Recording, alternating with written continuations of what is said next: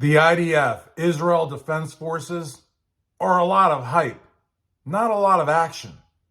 How's it going, everyone? You're watching Everything Else Channel on YouTube, everythingelschannel.com. If at any point in time you want to give this video a thumbs up, do it.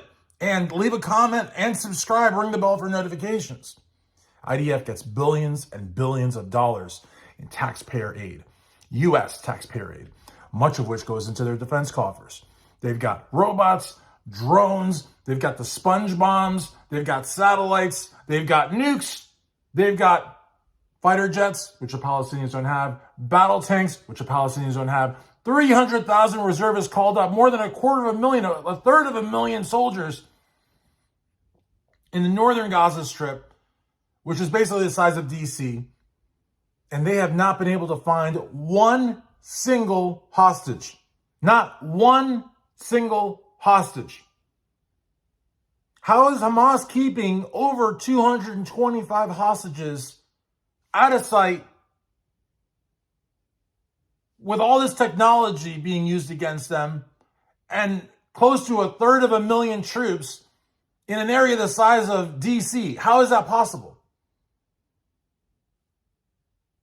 I mean, to me, the IDF is the top flight security of the Middle East.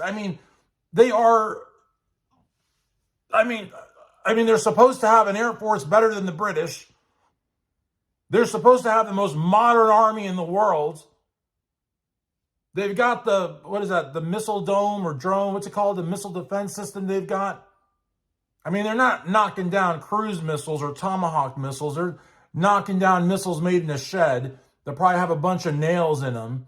You know what I mean? They could probably take out a Kia Rio at point blank range. They're so dangerous, but come on, we're not talking about, the Iron Dome. That's what it's called, the Iron Dome. So again, just to me, it just seems like a heck of a lot of talk and a lot of puffery.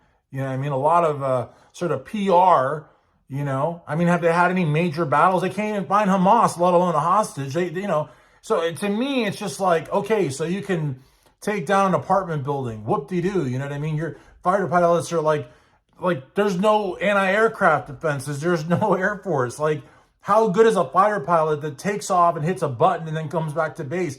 They're not even taking fire. You know what I mean? So it's just to me, it's and we're sending all of this money and we've got fleets that are repositioning to get closer to Gaza. Why? We're talking about guys that have got RPG-7s, Kalashnikovs, and homemade bottle rockets or rockets. You can't really call that it's not a Tomahawk. It's not an Exocet. It's just some junky little rocket. And you see when it hits a building, it might take out a room in an apartment. You know what I mean? You got Anderson Cooper with the air raid sirens going off, trying to be a wartime correspondent. This is not Vietnam, guys. This is not the 38 parallel. This is not, D-Day. This is not the battle for Berlin. Soviets getting to the Reichstag and planting the flag up there. Although we've seen some IDF soldiers put the flag up there. They can go in and out of Gaza whenever they want. Come on. It's a little bit of too much,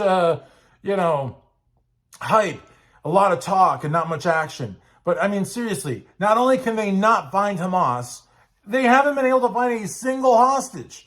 And they're showing that Al-Shifa tunnel. There was a tunnel built by the IDF under that hospital. When they were there, the IDF was there. Israel had Gaza till 2005. They're showing off their own tunnel. They haven't been able to find anything. Literally, they would be hard-pressed to find their way out of a wet paper bag. I think the IDF is a joke.